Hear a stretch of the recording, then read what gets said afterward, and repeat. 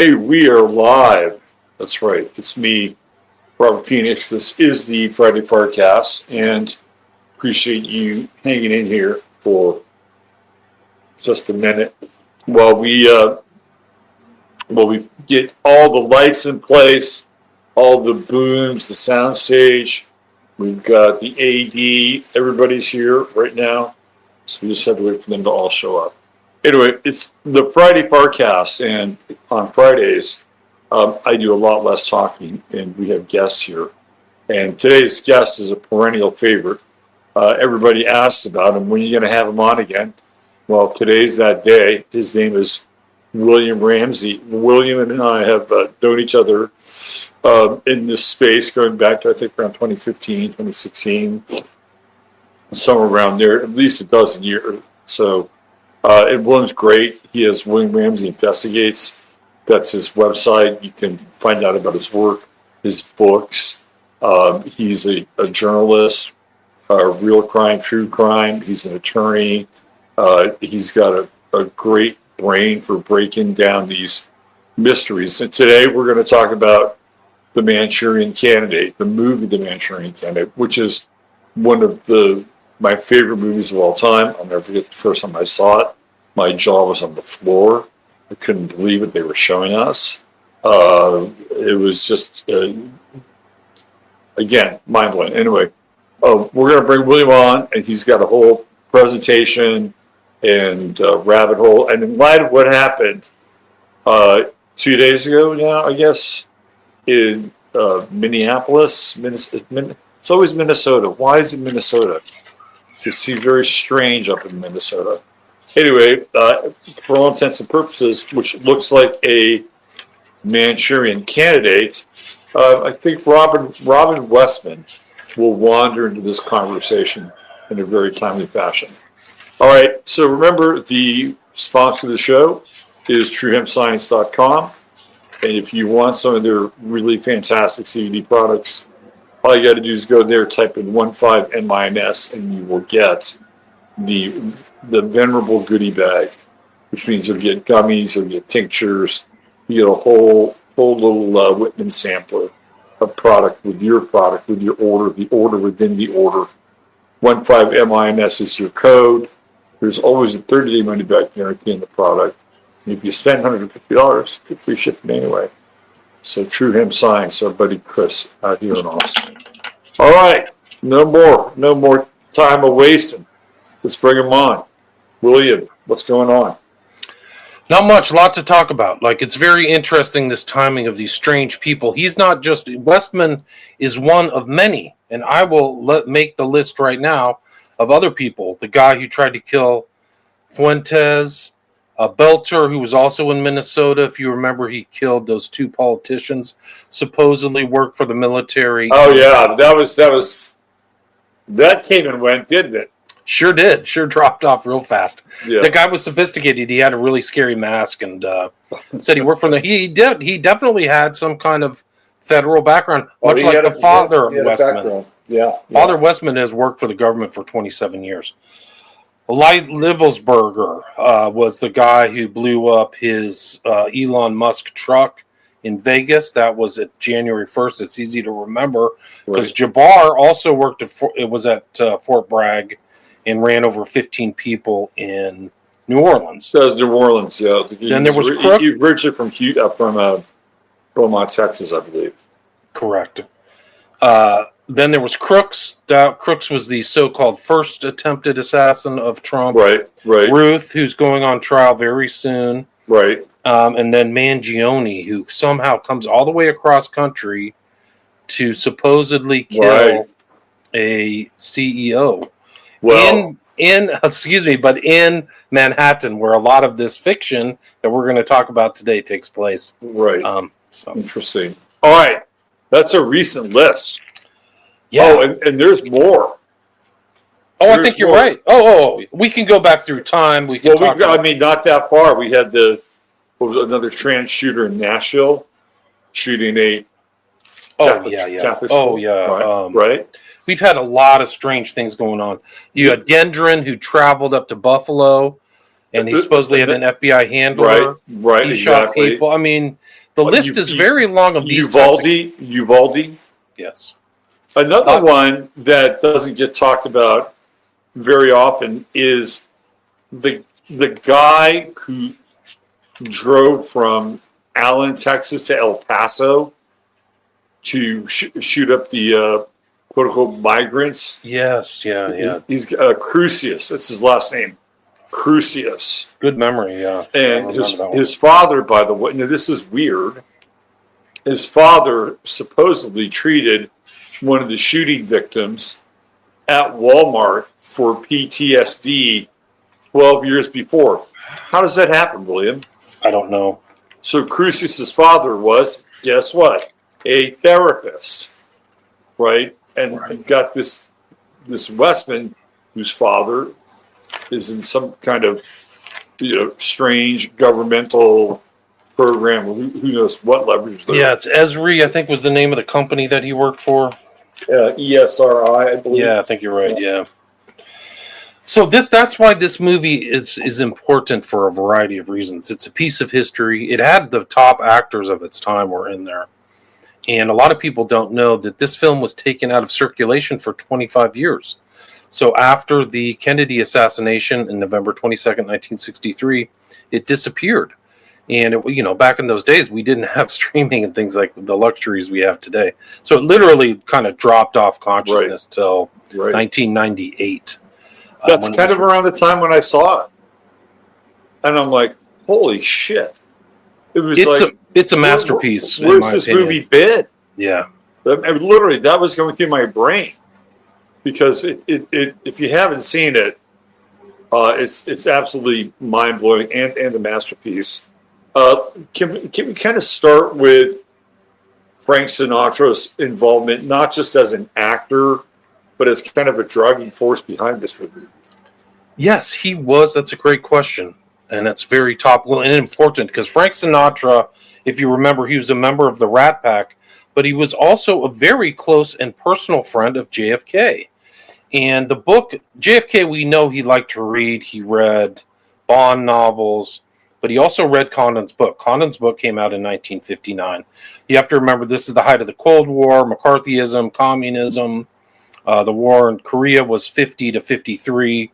So a lot of this stuff is happening. It's very kind of heady time. And so JFK runs for the president in 1960, and kind of the head of his entertainment thing was Frank Sinatra. So Frank Sinatra was kind of the head of the celebrity support, an important component of presidential races to this day. And then when they won, he kind of organized all his buddies to come and play. And he went to Hyannisport, and that's kind of the famous kind of residence of the Kennedy clan dynasty, really, and that's where they made the decision to make this movie out of this. And it was actually Frank Sinatra's production company, and the $2.2 million at that time, which is a pretty significant amount of money. Half of that went to Sinatra's acting payments, so he cashed himself out and became the lead of this. What was the novel at that time? So was he driving this project the whole time? Or 100%. He was very much involved, and there's actually a very interesting clip that I could bring up too, because he's talking. He's the one who assembled the cast and everything. Right. So it was his production company. He decided who was going to be in the film with him, who was going to direct it, and actually he was very in close contact with Kennedy. So he even admits later on in his life as he aged that Kennedy was very much involved in wanting to know how this project was progressing. So it wasn't, a lot of people may forget this film didn't come out in some kind of vacuum. It was coming out in the age of this behavioral psychology or mind control or whatever you want to call it. Right. And there was kind of glimmering, but I think the brilliance of Condon, who's kind of lost to history, he's one of those authors. He did Prizzi's Honor, if you remember the Prizzi's Honor movie with Jack Nicholson, I believe. He also wrote those, but he's kind of fallen out of kind of the limelight. But this was one of his first books. But some of the principles, and some, like I read the book and I've seen the movie many, many times. And he literally, the dialogue that's in the movie is a carbon copy, verbatim clips and statements from the book. So they didn't do a lot of like re-editing and redrafting. Right. One of the interesting things about the book is the Illuminati numbers, like the occult numerology is in there and in the movie, the 1177s and things like that. Very crucial components. But also the book is very graphic, and the mother, there's incest themes in there. So the mother is being raped by her father when from 10 to 16 years old. And then the mother, who's played by Angela Lansbury, she's Eleanor Iselin. She rapes her son and it's not shown in the film, but she rapes her son while he's under a hypnotic trance. So it's pretty dark and graphic in that regard. But a lot of that stuff is in there in Condon, and I think Condon was showing something that he had I don't know a lot of the background of his research, but he seemed to get a grasp of hypnotism, brainwashing. He knew something was going on. Yeah, he got it. He got it, and he distilled it very well, in my opinion. He distilled it very well. We can watch this clip. I put it up with a video. We can see the Illuminati numbers. Okay, I just wanted to give people hold on a second. One of the important things is that you had talked to me and sent me something about the movie Frank Sinatra was in, which is in my slides. It's called Suddenly. Well, there's a guy taking a shot at the president with a rifle. It was made in 1955, and it actually featured Sterling Hayden. If you remember Sterling Hayden, he would be Jack or Ripper or Tripper or whatever his name was, the crazy lead character of Dr. Strangelove, which came out in January of 1964. And he's also in the Killers, right? Yes, that's correct. Yeah, he's actually an ex-World War II kind of hero. But interesting character. Yeah, he's an this movie came out in 1962, and then in early 1964, both Dr. Strangelove and 7 Days of May was also overseen by JFK. It's another film that involves a coup, right? An overthrow of the government by the military that JFK allowed. He actually went to Hyannisport so that these guys could film on site of the White House. So there's actually scenes in the White House with Kirk Douglas. But it's all important in this milieu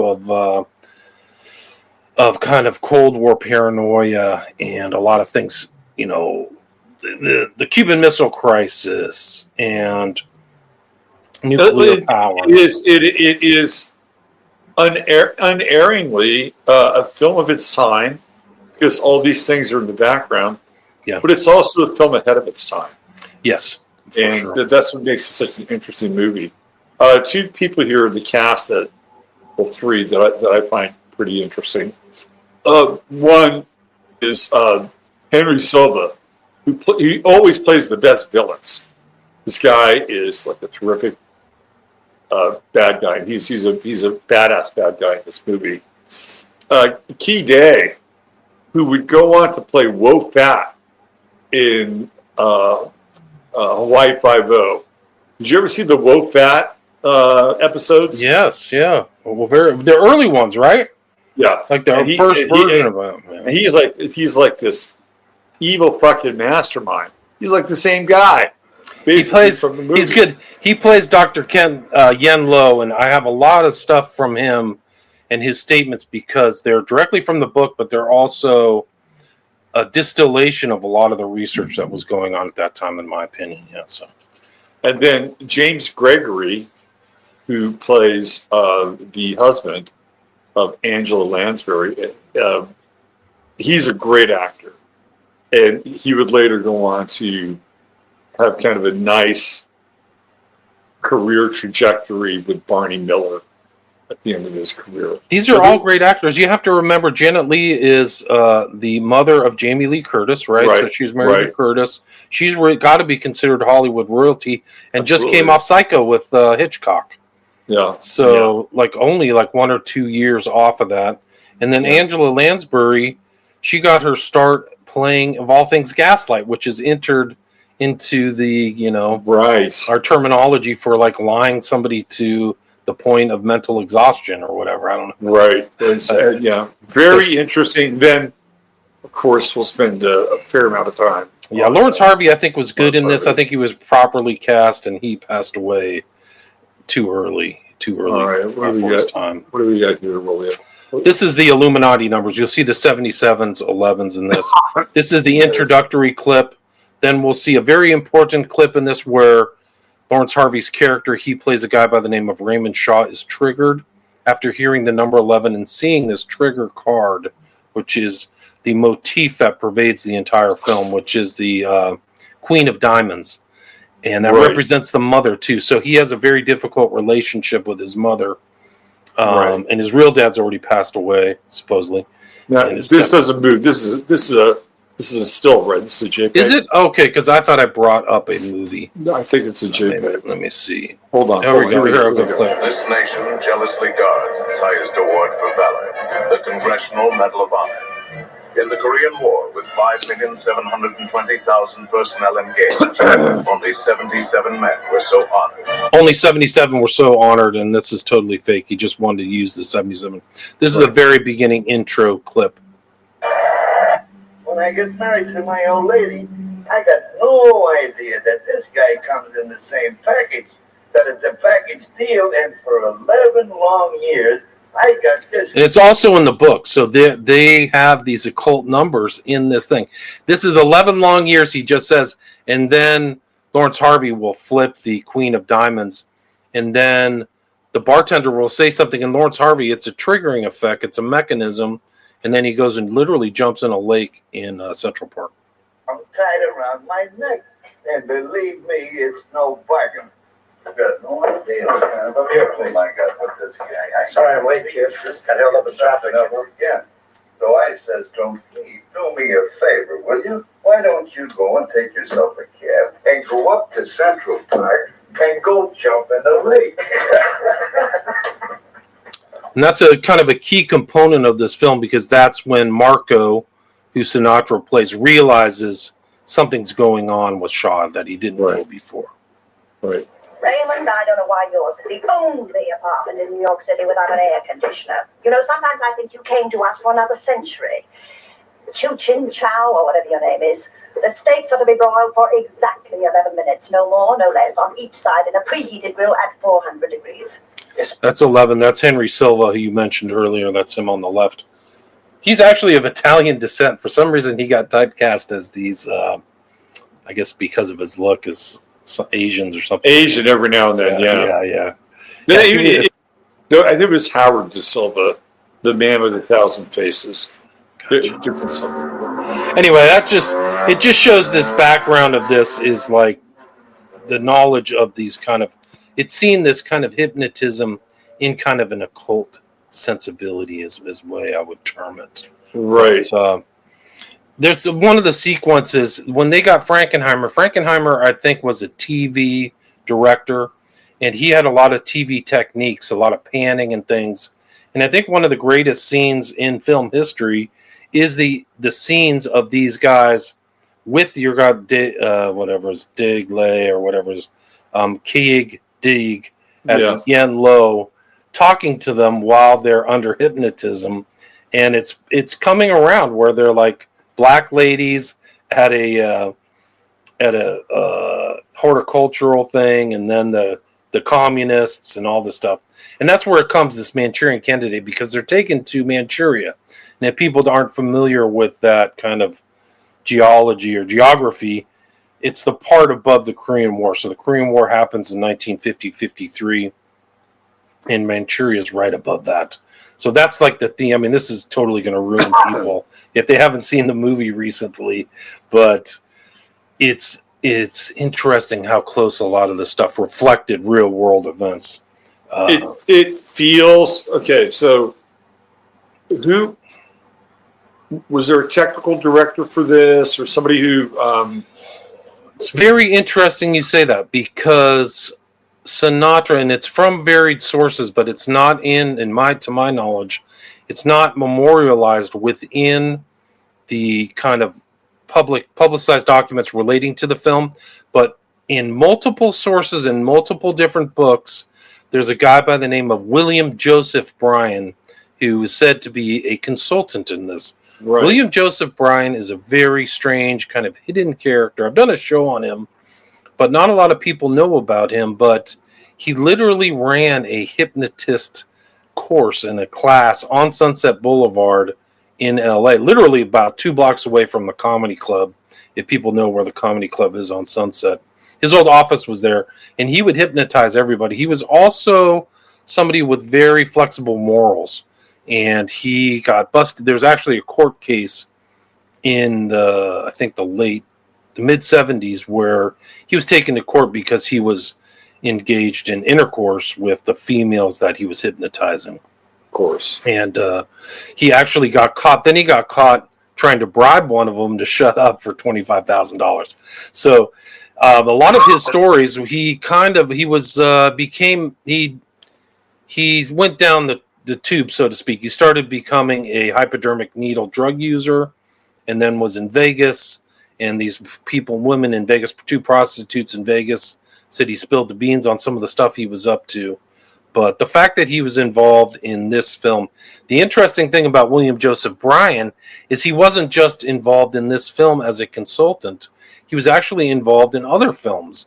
He was involved in one of the earliest films with Francis Ford Coppola, and it was called something 18. I can't remember. It was filmed, but it also involved kind of this mind control stuff. And he's a named consultant on that. Is it like Dementia 18? Yes, good memory. Yeah. You're super smart. Dementia 18. So it was a very, very early horror film.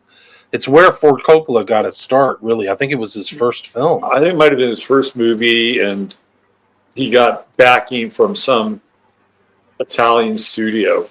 And he shot it in Ireland, is my understanding. Shot Dementia 18. Yeah. Bryan was also involved with other great actors. Vincent Price. He did I think it was Amazing Stories. He did something like that. So there's pictures of him with Vincent Price. It's probably might be before the time of people who are listening, but in my era, he was one of the great kind of horror actors who popped up all over the place. Vincent Price is great. Yeah, awesome. Great guy outside and inside the theater. Really kind of a character. They don't make him like him anymore, but. Anyway, William Joseph Bryan is kind of this hidden hand behind that. It's interesting because when Frank Sinatra was coming up, he was part of a band called the Jimmy Dorsey Band. Yeah. And this is the 40s, and there's pictures of him in the band Sinatra. And William Joseph Bryan was supposedly a drummer for that. He claimed ancestry of William Jennings Bryan. Yeah. But it's opaque. It's not clear that he's clearly, if you looking through ancestry and stuff like that. But he's a mysterious character, William Joseph Bryan. Friends with Melvin Belli and Bailey, F. Lee Bailey of all people.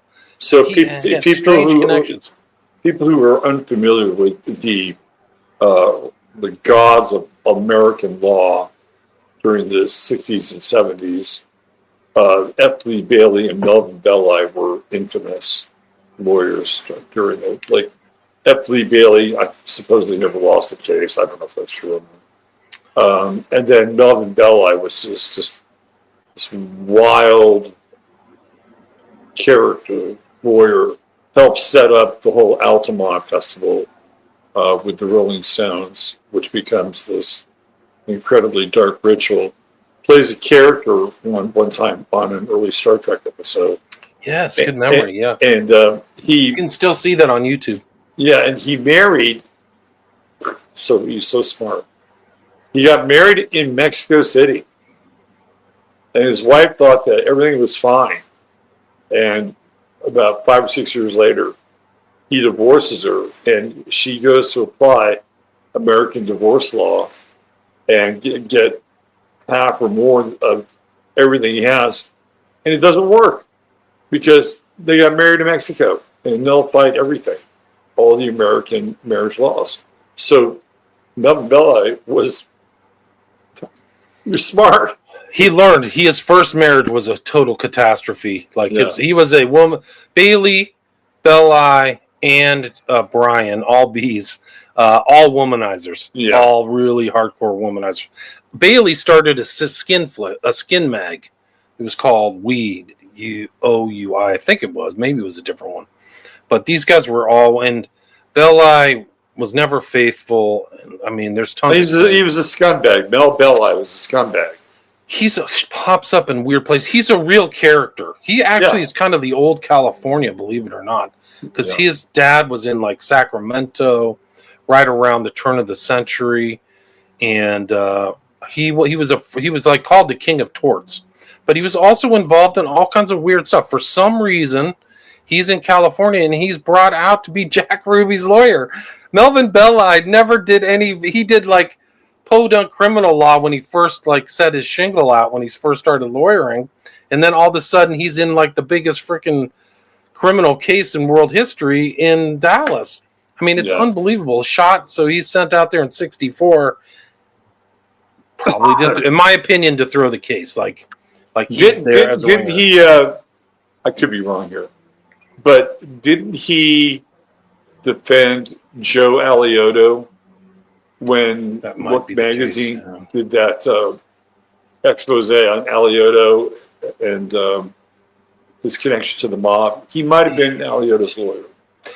The story about Belli is that he was very comfortable being. He's kind of like Sinatra.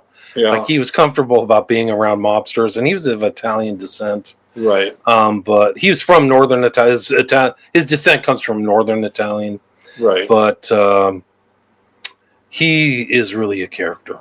And if you haven't seen Gimme Shelter, he's in about 5 minutes of the movie, but you can tell what a wheeler dealer he is. He had a great character. He was one of those lawyers who they don't all come like that. He was an orator. Like a lot of lawyers are very kind of cerebral and maybe nerdy, but he could get into a court and really take up the space. He was actually the first guy, believe it or not, who brought into court kind of like evidentiary boards and designs and for people to see. And he really kind of, this is normal today, but back then it wasn't normal to bring in these kind of props and devices and things like that. And he really made his bones as a tort lawyer, a product lawyer, and things like that. He made tons of money too.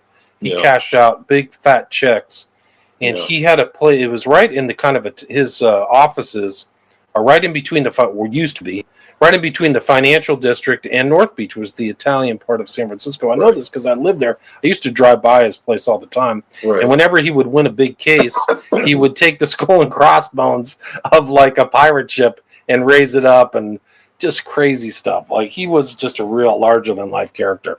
Well, that Coppola's office was there. I don't know if it's still Coppola's anymore. I know he has his winery. He has a place there. He had a building. The Coppola building was right there, kind of at like Lombard Street and Broadway, kind of up right there, sort of. Belli was also the contact of the Zodiac Killer, of all things. He was the one they called. If you watch the film Zodiac, that has these big actors, Robert Downey Jr., Mark Ruffalo. There's sequences. I forgot the actor. He plays Belli, so he's like taking the call. This is because the Zodiac was kind of like, he was similar to the Sons of Sam, where he's sending cryptic messages and mailing and contacting people. And for some reason, Belli was that guy. I grew up in the Bay Area during the time of the Zodiac Killer. I mean, you walk home from school and you're looking around and go, hey, is there somebody with a gun out there somewhere? You know, it was a weird vibe, man. It really was. Knowing that theoretically there was some stalker, you know, with a rifle or pistol or whatever. What do you think of that movie? Good procedural movie, true to the story. What's your take on the actual Zodiac Killer movie or Zodiac? I think it's okay. It's interesting because the guy who plays Robert Downey Jr., who's Zodiac, was also a biographer of William Joseph Bryan. Oh my God! He seems So I have to find, if anybody knows where I forgot his name. I think the real name was Ayers, but his research stuff. I need to find it if it's in a university or somewhere. And if anybody knows that, email me. But that guy, whoever, because he probably has information on the Zodiac and William Joseph Bryan that's contemporary. It is. It's a very kind of ornate kind of tapestry of different characters and people. Right. Belli took classes under Brian, so he took this hypnotist, and He took so it. did Bailey. Bailey learned the techniques of William Joseph Bryan. So did Sinatra. Knew of Bryan. So fascinating. Yeah, Okay, it's really so something. So this is we so have that's the this shady movie character. 62. Yeah. Yeah, 62. Any evidence that somebody dropping out of the Korean War or who had been in Korea, maybe in a situation similar to this, like were they in touch with Condon? Like, because there's such a vivid feel of those like struggle sessions. It's Yes, amazing. no, it's really a good point. I think I don't know his research that went into the book, The Manchurian Candidate. He was a much more sophisticated writer. When I read it, his classical allusions, his understanding of history. One of the interesting things about Condon in the intro, and I'll show this in the slides, is that he based the character of Angela Lansbury, Eleanor Iselin, on a mix of two people. One was Roy Cohn. So Roy Cohn, who was no shit. yeah. That's crazy. So she's a female Roy Cohn. And he admits it right that. there at the beginning in the intro to Manchurian Candidate. Roy Cohn is kind of one of the early blackmail guys. He was the mentor of Trump. Yeah, and just a total scoundrel. I mean, that's a whole nother story. But he also based it on the mother of Augustus. I think her name was Livia. And she kind of was this behind the scenes manipulator. And anybody who was a claimant to the throne or a threat to her son, she would poison. She poisoned like 5 important people, showed up mysteriously dying. So he kind of knew this whole. He had the kind of conspirator's sensibility when he was going into writing this. And it's a shame that Condon has lost his reputation, or he just is. It's one of those guys who falls from history, I guess. May be famous and not as famous. I think it's an important question. He had to have known the Manchurian Candidate people at the time. If we go back to 69, the war ends in 45, and a lot of these guys are really interested in interrogation and these communist struggle sessions, like you mentioned, and they're very much trying to figure out the paperclip Nazis. So interrogation is very important. And the people coming back, there was this perception that they'd been tampered with from the Korean War pilots and things like that, but they had been subjected to kind of East communist bloc techniques. right. And so that's what they were trying to figure out. They were trying to take them back. And a lot of the guys who kind of went on to CIA infamy wrote stuff about like interrogation techniques and things like that. So known kind of CIA doctors like Jolly West, who pops up in weird places too, like William Joseph Bryan, and Ewan Cameron were all involved in this stuff. For example, Ewan Cameron was involved in interrogating Hess, right? Hess did that infamous strange plane flight to the UK. Right. And he thought he was being poisoned and tampered with too. Like he said, somebody's poisoning my food. Somebody's tampering with this stuff. So it goes back before. So I think that information was being bandied about. It was in the zeitgeist before Condon wrote his book and published it in 59. Yeah. I feel like it is so realistic. Yeah. And it's like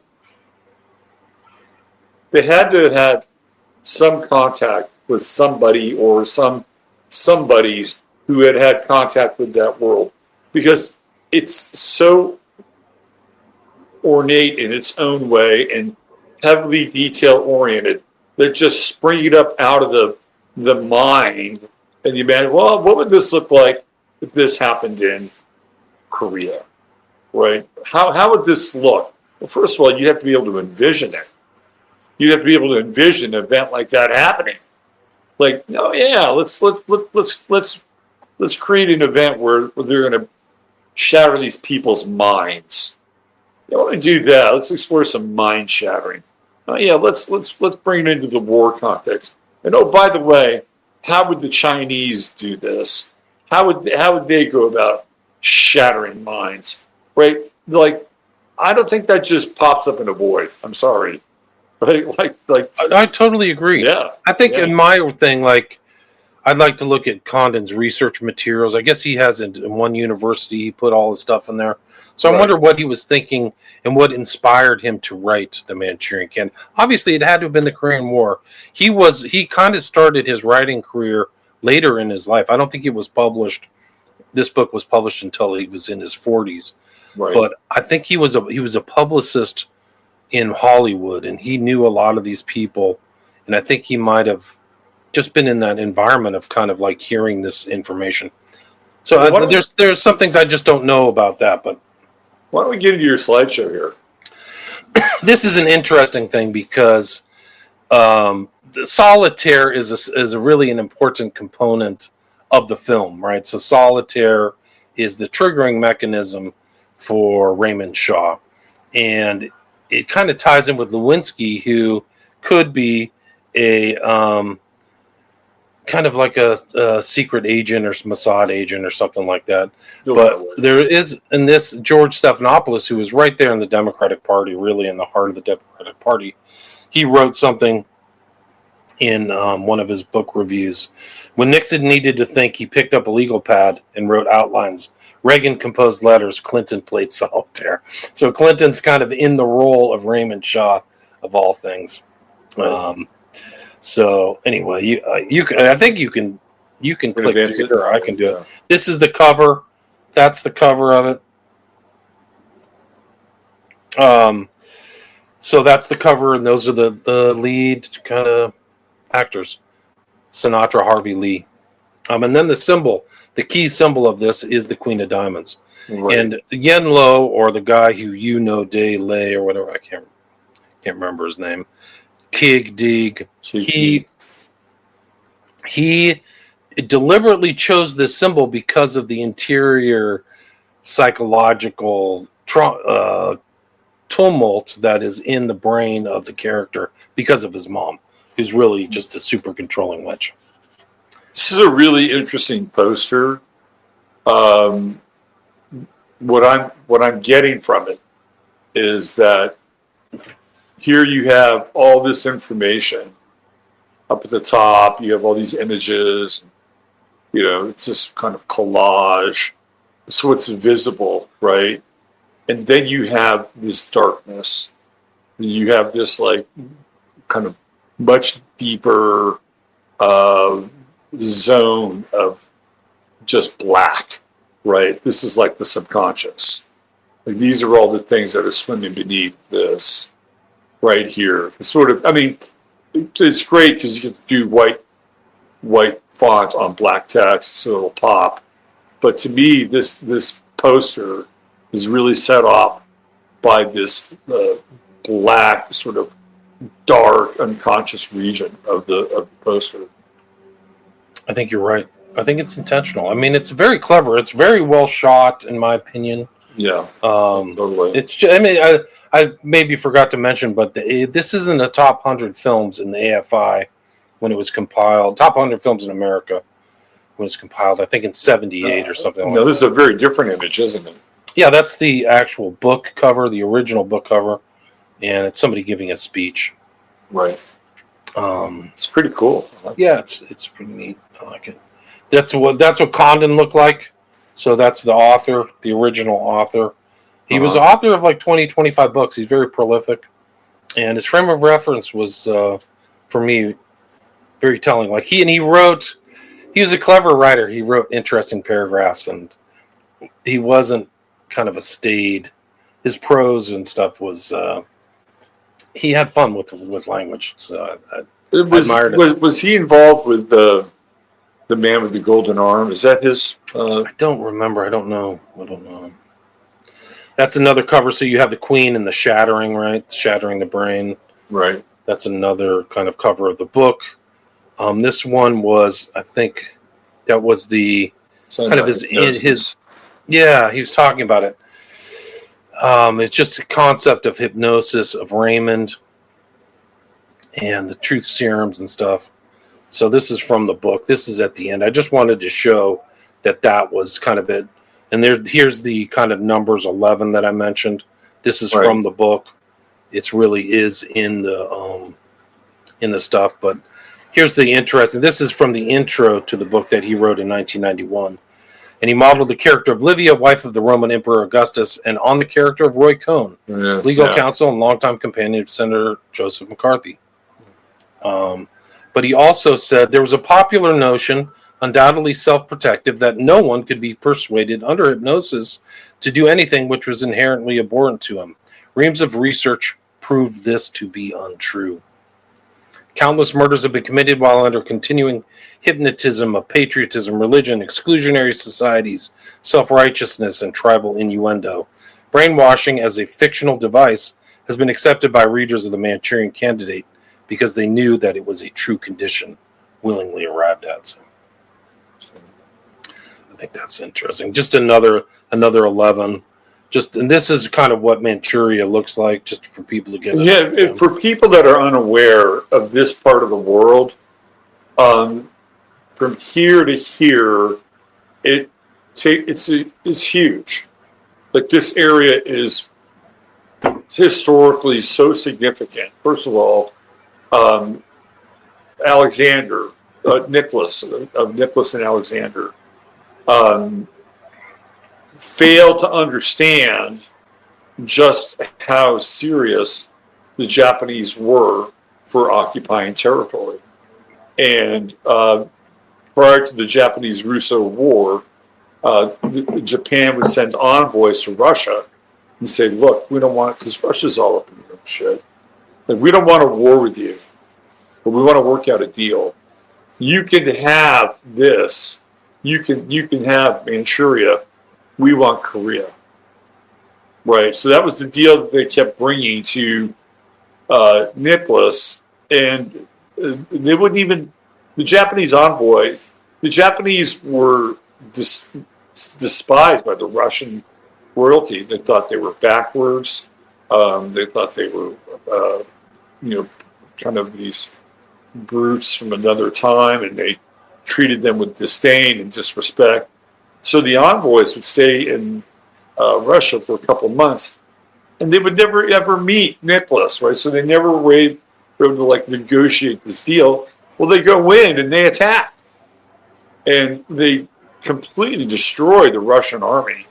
And Nicholas gets this brilliant idea to send the fucking Russian Navy all the way around the Cape of Africa so that it can eventually go into Japan and save the day. Well, do you think other countries knew that that's what Russia was doing? Of course. So this war in this part of the world absolutely demoralizes the Russian army, and it sets the stage for the Bolshevik Revolution. Then you have, again, in this area, you have the Chinese nationalists, and then you have the Chinese People's Republic and Party of Mao, and they're fighting it out here, right? They're trying to see who's going to run China now that these dynasties are falling apart. Well, just as they're kind of getting their feet on the ground and pushing the Maoists out here, the Japanese start another war with them.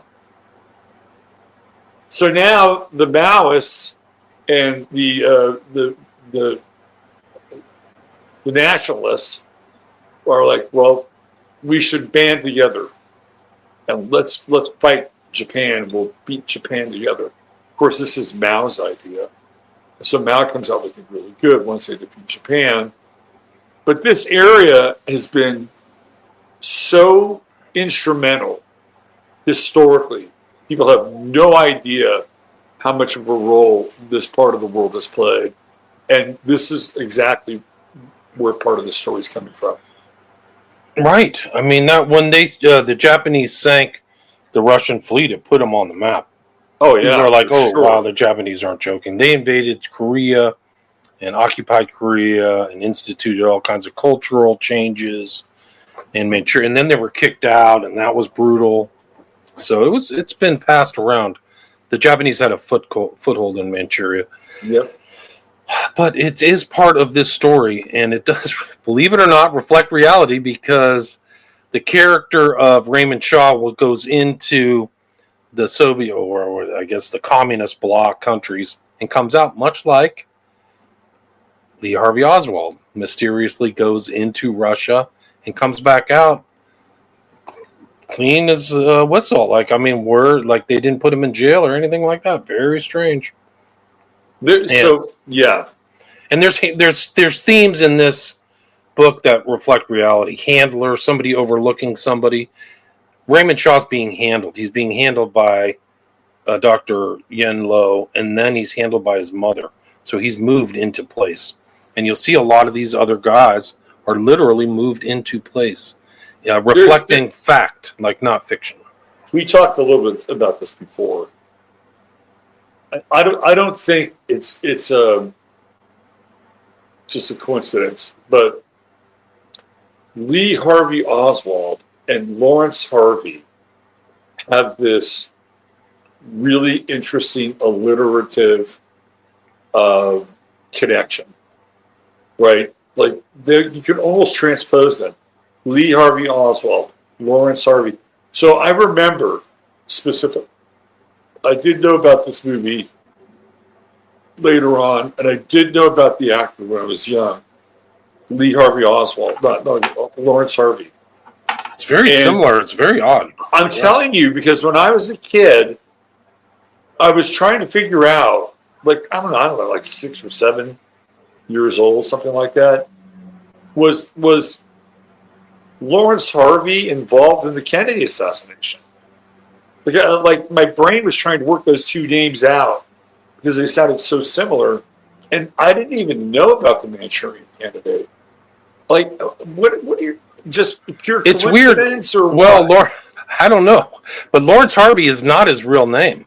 He had like he was of like Jewish extraction, of course, yeah. so he has some kind of like, I forgot what his real name was, but it's a stage name, so that's even more strange.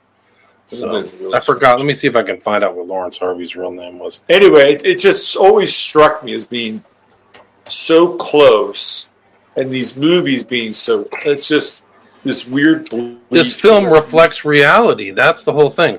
Lawrence Harvey's real name was Zvi Moshe Skikny. I'd change that name too. Yeah, me too. And he passed away in 1973, so he was 45. He was super young. Was he a heavy drinker? They say he was a heavy drinker and smoker, and he kind of lived life on the edge, I guess is the way it was. A way to put it. He was educated at the Royal Academy of Dramatic Art, so I don't know. I think that he had a troubled existence. But yeah, his real name is V. So why does he pick Lawrence Harvey? Exactly. Yeah. Well, there was Laurence Olivier, who was maybe he's trying to ride the Lawrence train, but the alliteration between those two names was just really weird for me as a kid. It's the same name, Harvey. It's really something else. It really is, yeah. And we mentioned this before when you sent this to me in an email suddenly. So this was already part of my presentation, because the strange thing of this story is drive-by shooting. Well, not a drive-by, a rifle used to shoot the president. And Sinatra is the presidential killer. This is from 55 suddenly. So Yeah. 54, excuse me. Get into this. This movie is really weird. Really strange. Yeah, so it's just kind of a curious thing. Here's the symbol of the Queen of Diamonds, a central Okay. image. Before you go here, I gotta ask you a question. Okay. Go back to the previous slide. All right. Look at Sinatra. He looks like the personification of evil, right? In some ways. Did he do the Manchurian Candidate to clean this movie up and kind of scrub it from his background? Like, I can be a hero instead of a heel. Or was he just working out both sides of those parts of his character? I don't know. There's definitely a mystery, but like, why did this thing happen? How much was this? Was it really like, was he just a front person for JFK? Like maybe JFK said, "You got to make this." Yeah, this is don't so know, weird. But he became he became the front person. But maybe JFK knew stuff. Maybe he knew things, and he's like, "You should make this movie because I'm seeing documents that pertain to this." You have to imagine that JFK saw the inside stuff. Like he's the president. He's probably seeing top secret documents and knowing stuff, I would assume. I don't know. This is interesting. The production company is Libra Productions, and it was released on October 7th, which of course now October 7th is a day of infamy, which is the month of Libra. So we have a Libra Productions movie being released in the month of Libra, 1954. And the running time, look in that center, there's a 77-minute version of this. There are three versions, 75, 77, or 82. And then you have 7 with October. That's interesting. You know any of these other players, like the Richard Sale or I haven't seen it. I just thought it was an interesting kind of. It's a kinda weird. sync. Just to summarize this movie is really weird because Sinatra has been hired to shoot the president, and he's holed up. Most of the movie is in an apartment where he's got his long-range rifle, his henchmen, and this woman, it's her apartment. And so she winds up getting involved with this scene, right? This whole scene. And Sinatra isn't just there to, he's maniacal. Like, he's maniacal. He can't wait to kill the fucking president, right? He's got an itchy finger. In the meantime, he completely terrorizes this woman.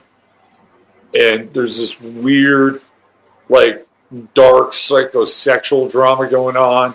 And of course, the rifle is on the president, right? So you have this big, long, kind of phallic thing that's just kind of, sticking out near the window.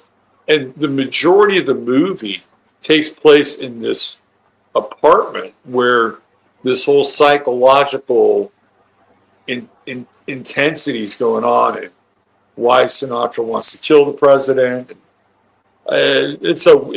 He's dark, man. He's really, really dark. And what's interesting is that the Manchurian Candidate, he's the exact opposite, right? He's the guy that wants to stop the killing. He's the guy that wants to redeem it. He's a military intel officer, yeah. Right, exactly. And that gets into the sign of Libra, right? Because now he's balancing out this character with this character in the Manchurian. Look, and I don't think that they went through all this and said, let's print this for Frank. He's going to be here in this movie and here in this movie, and we're going to call this Libra Productions. We're going to drop this on the 7th of October, which is Libra, and eventually he's going to do this other movie. Like, I don't know if they sat down and said, this is where it's going, but it's certainly how it turned out. And that's when things get really interesting. Why do these things happen? Are they just part of, like, this sort of synchronistic world we live in, or is there some intentionality or planning that goes on behind the scenes? Are fiction stuff influencing reality? Are people reading this and going, hey, this is a good idea? Like, why not? Like, why not implement this or something like that? I don't know. Or they're laying it on the public. Do you know this author at all, Richard Sale? Do you know any of his other No, stuff? I've never even heard his name. All right. Thanks. I just needed to kind of go there a little bit. Because, I think it's important. Like, these are questions. Like, why is this? Now that I've looked back through our time, a lot of these books and a lot of the culture's created. It's just no question about it. Right. There's a lot of culture creation around Lee Harvey Oswald. Like, you want to talk about a handler. These new documents that came out about JFK that were released by Luna, like, they indicated that this woman, Macmillan, who met Oswald in Russia, was a CIA agent. And this book, Marina and Lee, which kept the whole story that he was My parents had that book. he was a lone nut, and he's a Yeah. disturbed young man. She's writing a book like this 400-page book, but she's a spook. They're paying her, So Right. externally, you think like, oh, wow, this is really weird. There's other people who knew Oswald and wrote about him. One guy's name was Kerry Thornley. The other is David Ferry, who knew Oswald from CAP, from Civilian Air Patrol. This is like 1955. And then Ferry is a central character in the Garrison investigation. And then he mysteriously dies, and he's played by Joe Pesci in JFK, right? There's speculation, Ferry liked boys. He liked teen boys. That was his peccadillo or whatever. Okay, I have a confession. There's a rumor that Ferry and Oswald were more than friends, is a way to put it. But it's Los Angeles, it would surprise me. Well, no, but they were this is New Orleans at the time. New Orleans. This is 55 New Orleans, yeah. New Orleans, There's a kind of infamous picture of them together, Ferry and Oswald. Ferry also knew hypnosis. He liked to put people under post-hypnotic suggestion. Ferry was almost kind of like an alchemist. He was a very smart guy, an ex-Jesuit priest who was defrocked. And they never said things back in the day. They just said he had a personality defect or something. The thing was that he liked the boys, and right. But he also had all this interest in cancer research. He was a gun runner. He was very much of a kind of a Renaissance guy in a dark way. I think you'll find a number of these dark Renaissance type characters. I think that William Joseph Bryan is like that too. Yeah. Like they're involved in dark stuff, CIA connected. Ferry, according to, I don't know if you've heard of Daniel Hopsiker. He wrote the book Barry and the Boys. Yeah. But he basically said Barry Seal, who was a coke runner, right, and Ferry were CIA agents. So he made that distinction. Like they're not associated with the CIA. They are actual agents. So they are actual like paid agents of the yeah. CIA. Yeah. That makes sense. And if you look at Ferry, you have to remember the context leading up to JFK is this desire for the Cuban Revolution. They want Castro dead. The Bay of Pigs is growing. All these guys are gun running with the mob too, right? So you had handsome Johnny Roselli was involved in gun running with Ferry. Like these guys are around in the same environment. The biggest outpost of the CIA was JM Wave in Miami, and they were targeting Cuba. And so when JFK, the JFK probably sealed his death when he didn't support the Bay of Pigs. Right. Is that was it. That was like, you didn't support us, and now all those people who were training to kill Castro are trained, right? Yeah. So, and Ferry's notorious for saying how much he's an anti-communist and how much he doesn't like Kennedy. Interesting. All right, let's keep the train rolling. All right, let's do it. So that's the Manchurian Candidate. This is the most important symbol, or it's a recurring symbol. It's how he gets programmed and deprogrammed by Marco at the end. So if you see that, Korea 52 is where it starts. So it starts with them on patrol. Guess how big their patrol is? 11 men, right? So another 11. Hey, can you go back 2 slides? Sure. All right, no, one more. Go to Queen. That's okay. Yeah. All right. So one of the things that jumps out at me here is the letter Q. Wait, Q. And what were we inducted into in 2017? The Q drops or whatever. QAnon. QAnon, yeah. QAnon, which to me, and it's not meant to disparage anybody's beliefs, but it's like, to me, QAnon is a program, as much as there was a program going on between those 4 walls in that struggle session in North Korea It's a program. It's a similar program. It's a breaking down of people's belief systems, their identities, and inserting a completely new paradigm inside of their consciousness. And I just think it's interesting. Again, could just be another one of these, weird little synchronicities. But what do we see there? Q. That is interesting. It's interesting those terms you use because the communists and I think it was the Chinese ones were very much into thought reform, right? Right. Because they were overcoming this old capitalist thing, so they had to reform people's minds. Yep. And so they were involved in I guess you would call that from the left, and then the conservative guys like under Dulles are also involved. How does this happen? How can we do it?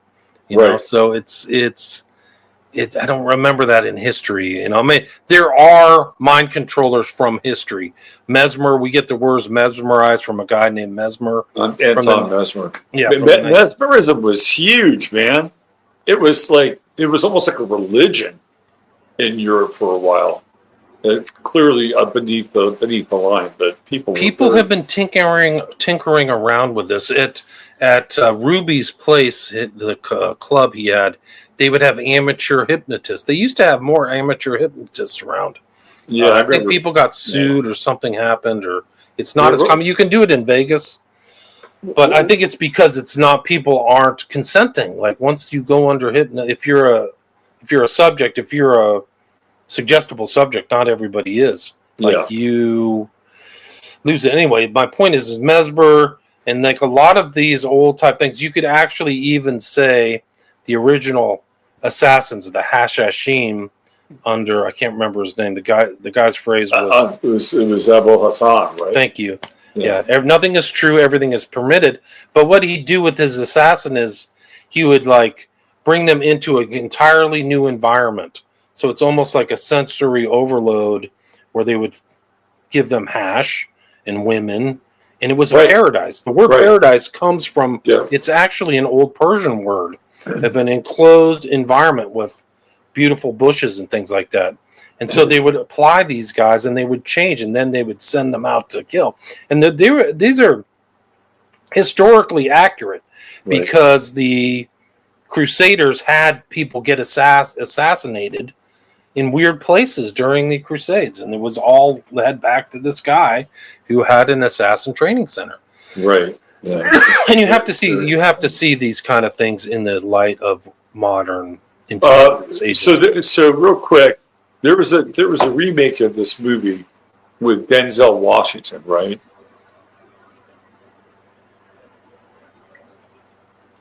Not even close to being as good as the original, in my opinion. Right, exactly. But what's also interesting is that Denzel Washington is in a movie called John Q. Public. Interesting. Yeah. Denzel Washington, fascinating character. Probably really great actor. Fantastic. Great actor. Yeah. Probably deserves a little scrutiny at some point, just to see some of the interesting threads in his career. All right, let's get to another show. Another show. Yeah, thanks. Let's hit the next one. Korea 52. This is when they're out there. They're being set up. So he's being handled from the very beginning. He's put into place. Raymond Shaw is. It's interesting that Raymond Shaw. You have Lee Harvey Oswald, Lawrence Harvey, and Shaw is like the number one. The name of the guy that Garrison's prosecuting for crimes for killing the Kennedy. It's another odd sync. Anyway. Pardon? Odd sync, exactly. Yeah. Shaw comes back. He wins the Legion of Honor, one of 77 people. He doesn't like his mom. He's bitching at his mom. Then the first sequence where this dream sequence takes place, I should have included this in my Illuminati numbers, but it happens at 3:11, and that's when Marco has the famous dream. And we can play the video. Would you like to go through the video? Are we going to get a copyright strike? Not for color and commentary, but it's a little bit longer, so maybe we should just stick to slides. So he goes through the dream. He's transported. There's Silva right there on the right. They're all in this place. They think they're smoking yak dung. So Yen Lo tells them they're smoking tobacco, but they're actually smoking yak manure. And here they are with Mao Zedong and Joe Stalin in the background. Yeah. And they're in some kind of presentation group. But what they see, this is a good clip because they have this little old lady with literally like a bayonet or a dagger or something. But it's a really great sequence. People can see this. I think you can download the original off the Wikipedia page. I think it's out of copyright for some reason. They didn't copyright it. But there's Yen Lo on the left, Lawrence Harvey. He's strangling somebody. And then Marco wakes up howling. So he has the same dream. And then he goes to tell his compatriots over at the Pentagon, what seems like a Pentagon office or something. And they ask him about Raymond Shaw, the psychiatrist for the military. And he goes, Raymond Shaw is the kindest, bravest, warmest, most wonderful human being I've ever known in my life. But the facts of the case is that he's kind of a droll, humorless, jerk. So this is a made-up story. Yeah. And some of the sequences are interesting, and they reflect some of the sequences you see in these modern shooters. They literally point the gun at cameras and then pull the trigger, like from this sequence in Manchurian Candidate. It's another weird sync. I'll show pictures of these. I can show pictures later, but this is from the Academy of Motion Picture website. And then another guy, the African-American guy from the regiment or the patrol group, he gets up and says the same thing. Raymond Shaw is the kindest, bravest, warmest, most wonderful human being I've ever known in my life. And then Raymond is triggered by this passing time to play solitaire. So somebody calls him on the phone, and this kind of triggers him to play solitaire to get the queen. He's then handled into a medical facility, and he's kept in a hypnotic state under this Queen of Diamonds. And then this is in New York. So he goes from Manchuria to New York, and then Yen Lo's in New York, of all places. And he shows up. He's from the Pavlov Institute. So if you know who Pavlov is, it's the guy with the conditioned response and all the stuff that, like, dogs starts slobbering when they hear a noise because they know they're going to get fed, those type of things. Right. There's also little references to neuro-linguistic programming, which is interesting because Angela Lansbury's character's husband's kind of a fuddy-duddy. He's a drunk in the book, and he can't remember how many communists there are. So when she's sitting with him watching him eat with Heinz, she goes 57 to him, so that when he goes and gives a speech, there's 57 known communists, right? Right. He'll remember that number because he's associated the imagery in his brain with that number. Interesting. There's also one of the interesting elements of the thing is this morphing of characters. Lincoln was assassinated, right? And so this guy's morphing with like the Lincoln imagery throughout the whole film, while Angela Lansbury's character is morphing with the Queen imagery. And it's kind of like, I think it's kind of a not a hypnotic. I think it's kind of like a fuzz. They're fuzzing the lines between these characters and the individuals. Right. Marco spots two of the spies. He identifies them. So then the two spies from the dream sequence he knows and his cohorts know are high-level agents. They're high-level kind of communist agents. He's explaining it to Raymond Shaw, what's happening. They've both been kind of programmed. And then Shaw sees the Queen of Diamonds and jumps in the lake. They're trying to... This guy, the African-American guy on the right, is the military shrink. And he's figuring it out too. And he tells Marco, obviously the solitaire game serves as some kind of trigger mechanism. Let's concentrate on the face cards because of their symbolic identification of human beings. And so that's what they did. They identified the Queen with Angela. This is her and Silva. She says 11. She's identified with the Queen here. She's dressed kind of like the Queen figure, right? And then there's this morphing with Abraham Lincoln. He's playing solitaire. She's got him. And then his girlfriend, or the girl that he likes, Jessie, wears the queen, and it triggers him. And so then he leaves with her. This is kind of like the best thing that ever happened to Raymond is his relationship with this girl. And the mom comes back. She's shocked. He's gone. She doesn't understand. Marco deprograms Raymond Shaw with what's known as a loaded deck, which is like a magician's deck. So there's kind of like the implication of magic. And he shows this loaded deck to Raymond and tries to deprogram him. It doesn't quite work. Raymond goes and shoots Jesse and his dad over a checkmark box, like a black and white hex, which is Masonic. Yeah.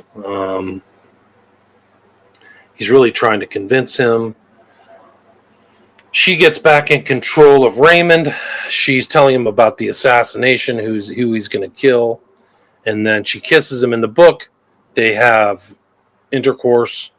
She's full. Yeah, it's bad. So he dresses as a priest to go and commit the assassination. But what happens is that instead of assassinating the front runner, he shoots his mother and the senator and then kills himself. And one of the things that's interesting in the book is that there's a mention of Yen Lo where he talks about this kind of suicide, this suicide kind of programming. And it seems like that's what happens to Raymond Shaw, is that he commits suicide with that program. Right.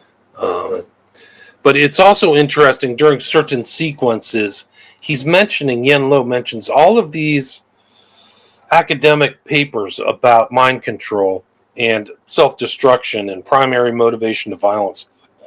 And it's reflected in this film. And that's why he's having Shaw kill people, because he's showing the people, I can get him to do anything, even though it's against his moral qualms. And that's what the intro kind of what I showed, or I read about Condon was saying, like, you know, this is a bunch of baloney. And it's a really interesting juxtaposition because he's a Catholic priest, essentially. Right. Right. Who are supposed to be the pinnacle of the moral code. And this is the exact opposite of what he's about to do. Fascinating, just from a symbolic perspective, too. And it's interesting. There's a sequence here when they're in New York. I'll see if I can play this, but he kind of explains what they did to Raymond Shaw and that they've weaponized his brain. Mm-hmm. And we'll see this reflected in modern day events. Like, these people don't know what happened. So this amnesia element is added to them. And I'll play this right here. Let's see. Share screen. It doesn't seem to want to play this. Let's see. What is this? I don't know why this won't play. Let's see if I can play it in the window. Can you bring that video up for me? Which one? It's just with Yen Lo, not the Before the this? other one. Yeah, can you see in your box that there's like a picture of Yen Lo? You just get out of this. Maybe you can't. Here it is. Yeah, that's it. Do you realize, comrade, the implications of the weapon that has been placed at your disposal?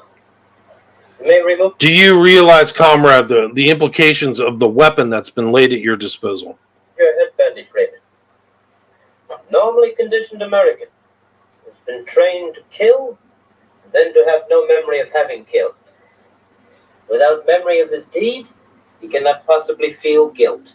Nobody, of course, have any reason to fear being caught. And having been relieved of those uniquely American symptoms, guilt and fear, he cannot possibly give himself away. Now Raymond will remain an outwardly normal, productive, sober, and respected member of the community. And I should say, if properly used, entirely police-proof. His brain has not only been washed, as they say, it has been dry clean. How is this guy never a Bond villain? I don't know. He's so good. He's really great. Yeah. So, Look at it.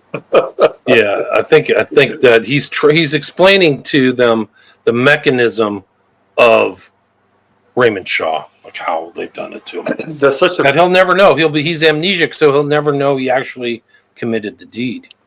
fascinating line that he attributes to Americans. Was it guilt and what was the other emotion? Guilt and I forgot. Let's see if I can play this again. Because that was so on the fucking money. Right? No reason to fear being caught. Guilt and fear. Guilt and fear. And having been relieved of those uniquely American symptoms, guilt and fear, he cannot possibly give himself away. That is so over the target, right? These are two of the major psychological drivers of people and their subconscious in this country: guilt and fear. Wow.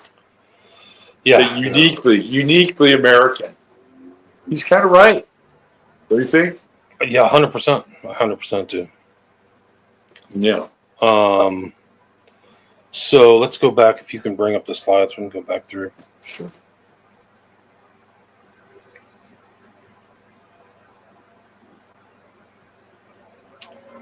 Let's see. We're getting into these Cold War classics. Looks like with some of these movie posters. You can bring it up. So. So what I was saying is like this came out in these Cold War classics. So it's interesting that 7 Days of May, January of 1964, and then Strangelove, January 64. These are all very important books. Look, if you look on that poster, just go back there. Who's the director of 7 Days of May? John Frankenheimer. Right, so Frankenheimer. Frankenheimer is a very important character through this whole story because he is kind of tapped by Sinatra, but Frankenheimer is very close friends with RFK. And going up to 68, where is RFK staying before he goes to the Ambassador Hotel to supposedly be shot by Sirhan Sirhan? He's staying at John Frankenheimer's Malibu house. And in that house, it's almost like a salon. So Frankenheimer's networked and has a lot of friends, and also friends with Warren Beatty, who would go on to make another Cold War paranoid, triggered assassin. The Parallax View. Exactly, in 74. And he's in this environment. He's in totally neck deep with, I think Pakula was the director who made other paranoid films. And then Pakula dies mysteriously with an iron bar going through his windshield and supposedly killing him on a freeway. Like, what a way to go. That couldn't be more paranoid. So Alan Pakula, for people who aren't familiar with him, he was noted for this sequence of movies called the Paranoid series. And I think the one that got him on the map was probably Clute, which is actually a really good movie. I mean, it gets into some of the themes. Like on the surface, Clute is, it's about a prostitute and a private eye. But when you go into the deeper layers of Clute, and William, you can attest to this, we're into the kind of deep corporate world, right? And a lot of like heavy, weird, dark stuff going on at a corporate level. And it's like, wow, this movie is going in a direction I didn't expect it to. And then after that, I believe we get the Parallax View, which is incredible. It's one of my, I own a copy of the DVD. It's incredible. It's an incredible film. Yeah, if you haven't seen it. It starts off with an assassination on the Needle in Seattle. And the famous last words of like the president, this is all political assassination, just like this movie. His famous last words are, "I'm known to be independent, and I might be too independent for my own good." And then there's like a fake assassin, a real assassin. Like it reflects reality. Right, totally. I came across this interesting video. I hope you can play it. It says John Frankenheimer, but it's a discussion between Frankenheimer and Sinatra. It's on a different box below. It's not on the slides. It's between and then the writer was Axelrod. Yeah. Can you hear the audio for this? Yeah, I can. Okay, good. This is good. In 1962, a film exploded onto movie screens all over the world that was destined to become a classic. Why is all of this being done? What have they built you to do? Tell me, Raymond, have you ever killed anyone? No, ma'am. Not even in combat? In combat?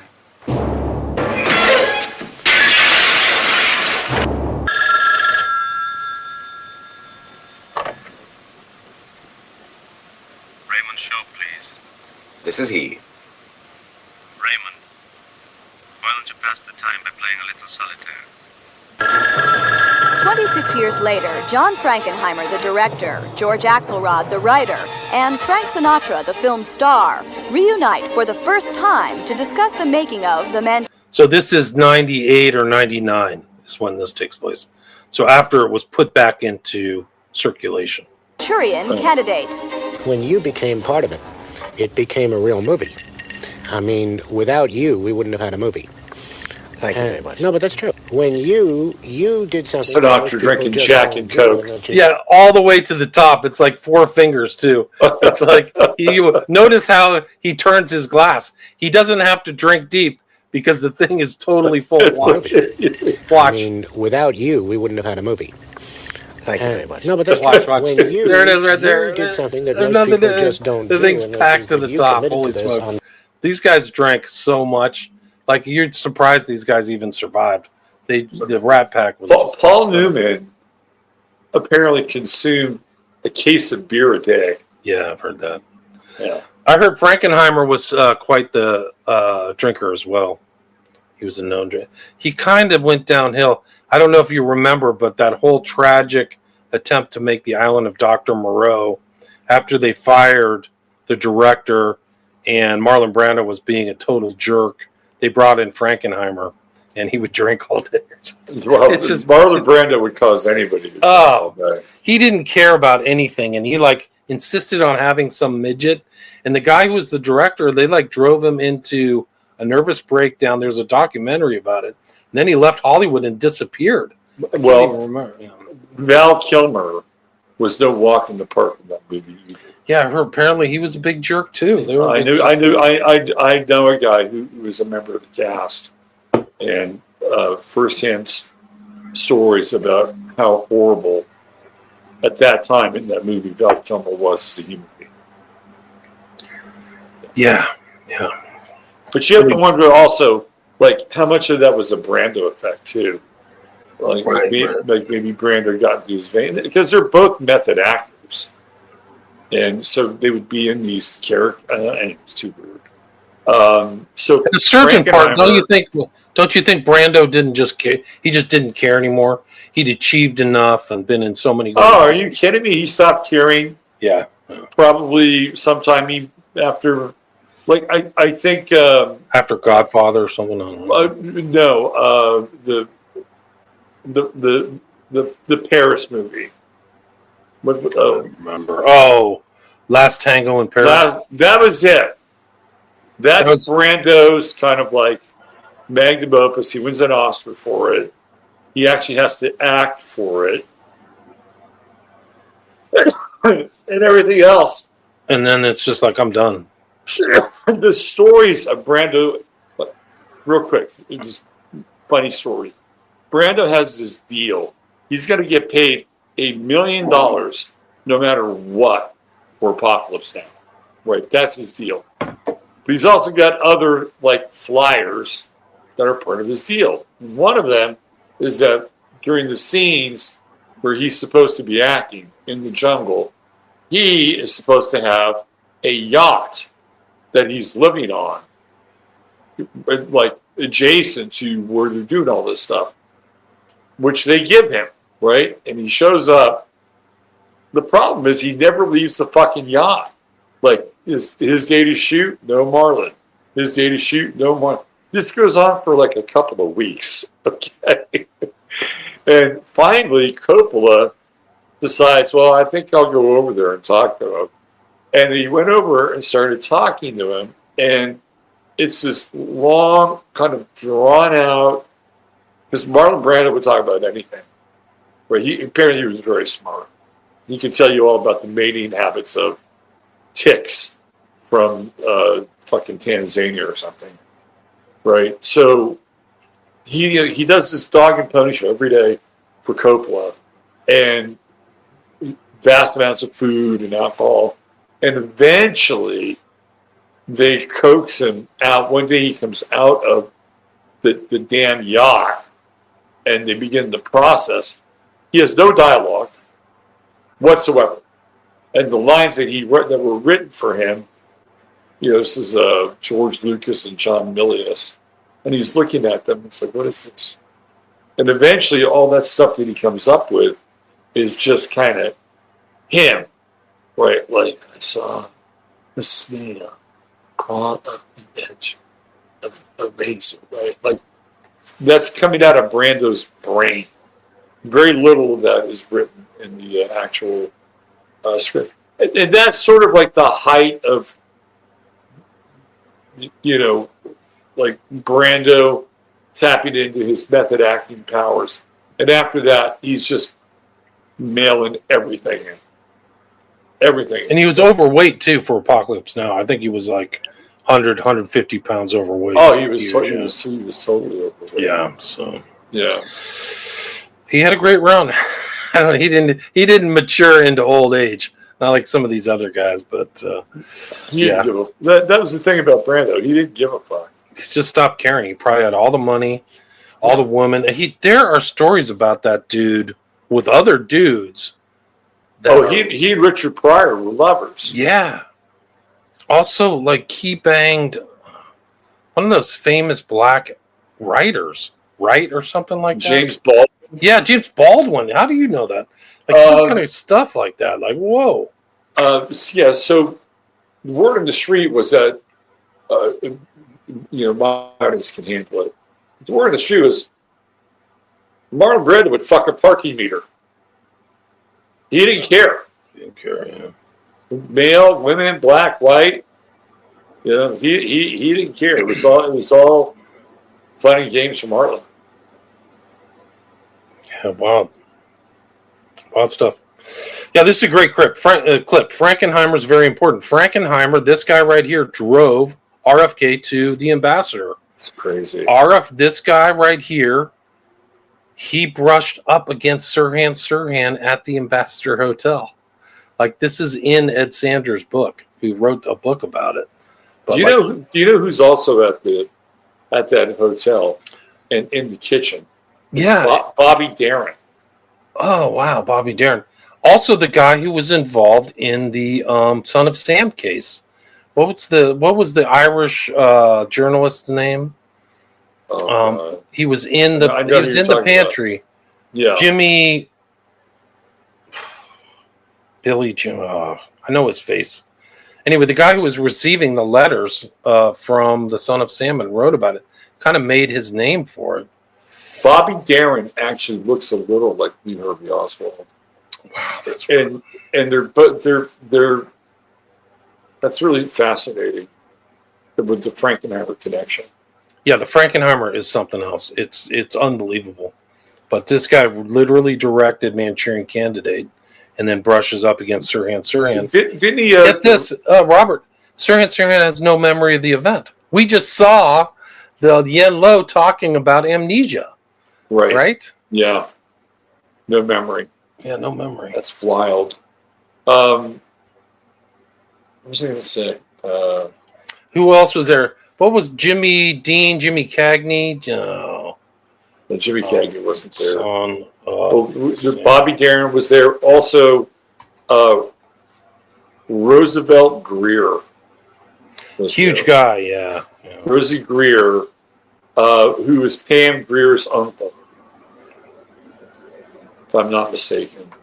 Oh, wow. So Pam Grier of, like, black exploitation or whatever. Yeah, she's related to Rosie Greer, and I believe Greer was shot. Am I right? Yeah, about no, that? a lot of people took bullets. I think there were supposedly Sirhan had an 8-shooter, but there were like 12 bullets counted, and that was all covered up. And Roosevelt Greer he played for the Los Angeles Rams, and like there would be this like symbolic sacrificial lamb or ram as part of that event had he not survived. Wow, Jimmy Breslin was supposedly in the thing. Jimmy Breslin was present during the aftermath of Robert F. Kennedy's assassination, having traveled with him to California. It's like, let's pack all these people in this room at the same time. This is a huge event. Remember, this film is about the nomination. He isn't in the film. There's another guy that Raymond Shaw is supposed to shoot at the nomination acceptance. What's happening with RFK at the ambassador? He's about to accept or win the nomination. Right, exactly. And he said a lot of inflammatory stuff. RFK did. He said he was a revolutionary. There's a lot of books about the assassination. So Gene Dixon, the psychic, told him that he should not run for president in 1968. She said, "No, don't do this. Don't do this. This is not the right time for you." She said, "Run in 1972. You'll win easily, and you won't have to deal with the repercussions of running in 1968." And there's some who believe that Gene Dixon also predicted the death of his brother. There is some truth to that. There's also a little bit of fudging for the truth. It's important to remember that MLK would be shot in Memphis 4 months after this, after RFK was shot. So here's another part that is really freaky, trippy. The Beatles release 2 incredibly important albums on just either on the day or right on the heels of the death of JFK and RFK. So when JFK dies, the Beatles have their first North American release of their first record in the U.S. It actually gets pressed, sold, distributed in Canada. But the Beatles' first North American record happens on 11/22/63. And for RFK, right, the Beatles released the White Album, I believe either on the same day or within the same week as RFK. And of course, the White Album has Helter Skelter and all this other stuff going on. So the Beatles have this really, and there's some other stuff with the Beatles in terms of release dates and these collective traumas. But those 2 records I found to be really interesting because now it's Helter Skelter. Like the death of RFK it's like lighting the fuse. Here we go, step back, let's watch this thing blow up. Incredible. It says, according to Google, the White Album was released November 22nd, 1968. Yep. 11/22. Right? Sure, it's random. Those numbers are all important back in the day, too. Like release dates, you set up times and dates and things. It's very important. 11/22, hello? I mean, that just happens to be the anniversary, the date of his brother. Of course, it had happened earlier in the year, but they could have released it on 11/23 or 11/20. Hey, didn't Frankenheimer direct that Lee Marvin movie? Which one? The one that everybody loves, but I think is a little overrated. Where he's going after his money. But shit. Let me see. Iceman Cometh? No, it's a John Frankenheimer directed Lee Marvin in the 1973 film adaptation of Eugene O'Neill's play The Iceman Cometh. Maybe I'm thinking of a different director. So the name of the movie is, let's see.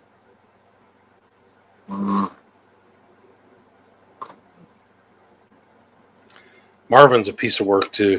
Lee Marvin was. You didn't want to get on the wrong side of Lee Marvin. Yeah, he was a legit tough guy. I think he was in the war.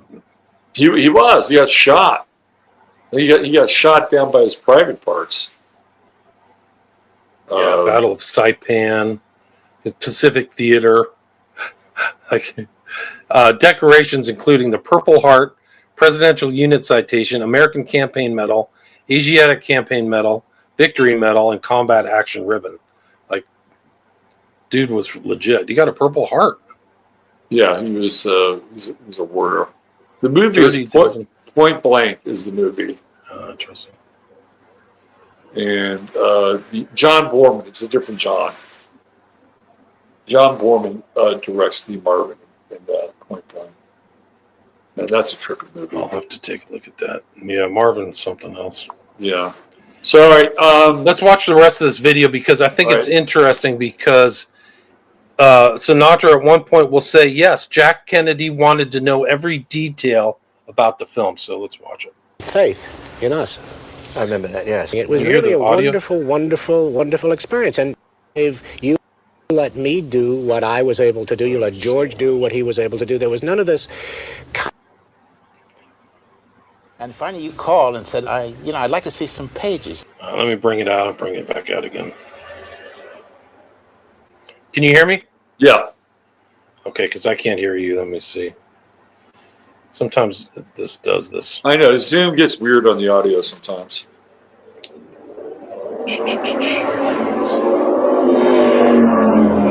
Okay, can you hear me now? I could hear you and the hot rod that just went down the road. I can't hear you. Of course, this does it. So you're probably can hearing the audio then. All right, let me bring it back up.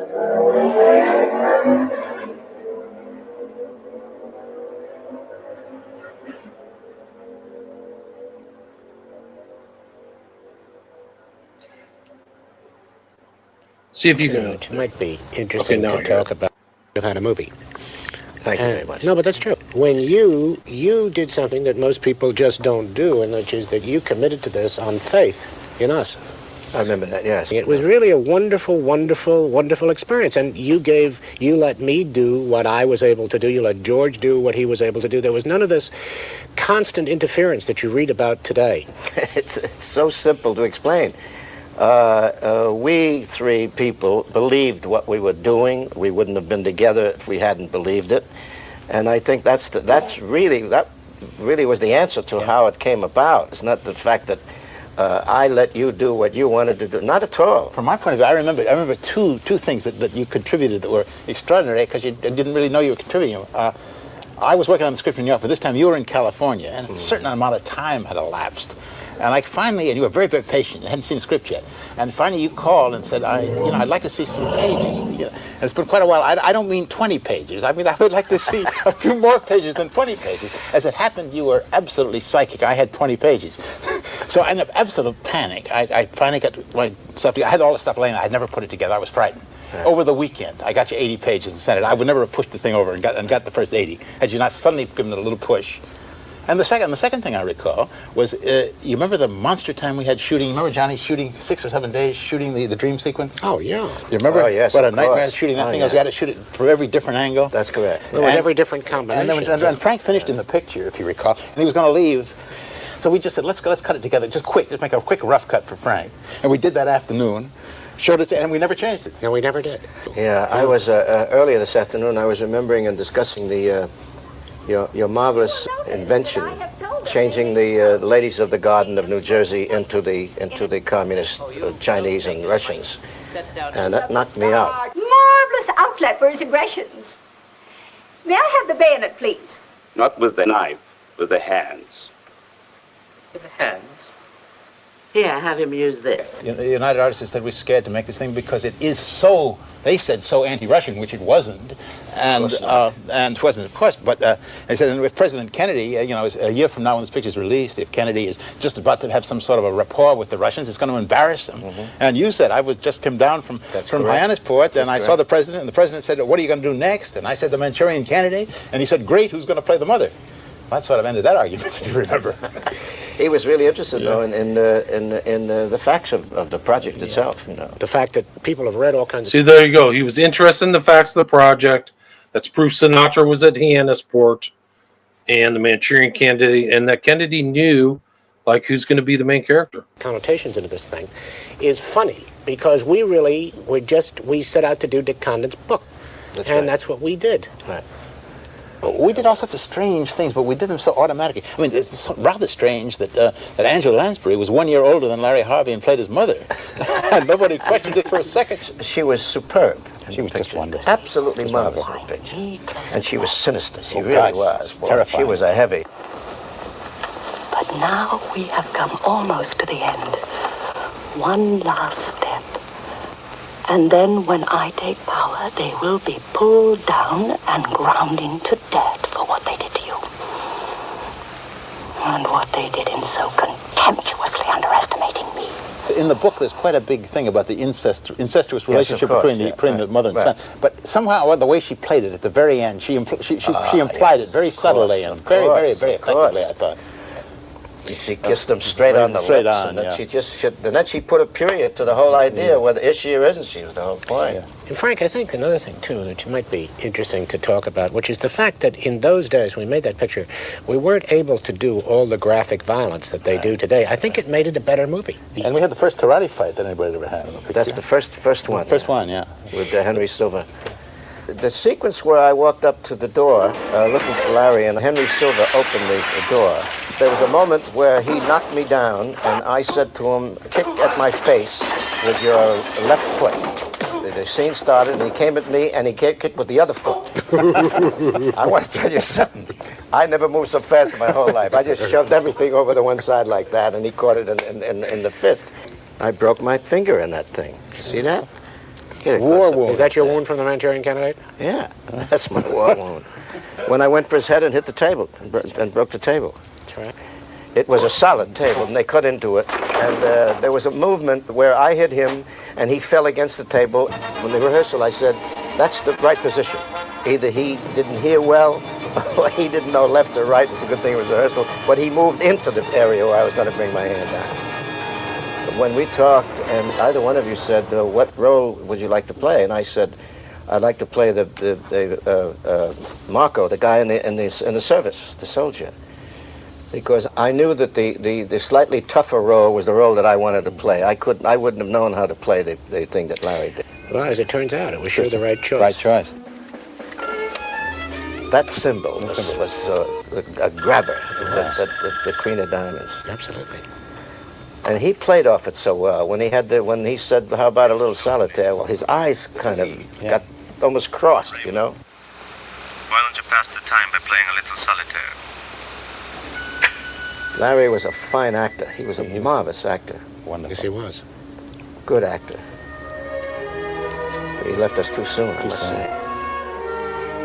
I go back and think about things we did, little moments that we did. And I remember the wonderful enthusiasm on the part of everybody involved in the film. And I mean it sincerely. I'm talking about grips, the assistant cameraman, the cameraman. Everybody was excited about doing the picture, which made, I think, was 30 to 40% of the enthusiasm came from those people, and it helped. It really did help. It was a wonderful, wonderful experience of mine. Interesting. It's just an interesting element of all this stuff. The background and them talking about it, and after everything that happened with Frankenheimer. By the way, that's the fiction. By the way, that is that. I'm gonna pop out and come back. Yeah, pop out and come back. So there you go. There's the breakdown of the Manchurian Candidate. Amazing movie, incredible movie. We'll get William back on here, and we'll talk about a few more things that are related and begin to wrap this thing up. Why don't we do this? Let's see. All right. If you guys have any questions, pardon me. If you have any questions for William, you can put them in the chat. And we'll be happy to go through some of those and read them, and I'm sure William would be happy to answer them. Sinatra's speaking voice is so raw compared to his singing. Well, he doesn't live a whole lot longer after that interview. And you could tell that his testosterone was going because his voice is starting to get really high. We're talking about Sinatra. Well, welcome back, William. Can you hear me okay? Yeah, I hear you now. Whenever I switch between kind of mediums, sometimes it drops off. There's something I was going to bring up here. Oh, this is just movie nerd shit. But the first movie to have a martial arts scene in it is not The Manchurian Candidate. It's a movie called Bad Day at Black Rock with Spencer Tracy. And Spencer Tracy is an old guy with one arm who happens to know martial arts. And there's a scene where Spencer Tracy actually has to fight. So I hate to correct the cinematic masters, but he's taking credit for it. That's the way it is. This was really the fiction, Robert. I mean, we could do a part 2 with the fact, and I'll show the overlap between the assassination, the handlers, the triggers, the fuzzy elements of some of these things, all the way up to today. Like I mentioned that list at the intro, and Mangione is really incredible. Like this whole guy, he literally like drops his bag in Central Park, and you had a sequence of Lawrence Harvey in Central Park. So you can't even write this stuff, but yeah. I mean, maybe we can schedule a part 2, but I got like 2 minutes I got to run. All right, real quick, William. Sharon asks, would you say Obama was a, Manchurian candidate? Now, that's an interesting question because it could mean a couple different things. It could be kind of complex. Can you answer this on the way out? I think there's something about these guys. They're set up, but not set up for like assassinations. But I think Bill Clinton and Obama are similar in that regard. Yeah, I think there's something strange about them.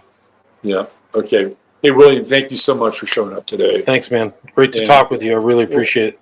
Yeah, thanks for having me. We'll do a breakdown of some of these more modern Manchus in the next. And it'll all be factual. So all these things, how strange they are, how they get handled. Now, this one you had handling that goes at personal, but some of these people are handled online now, which is really disturbing. Oh, yeah, absolutely. Yeah. All right, William, take care of yourself, brother. Have a great weekend. All the best. All right.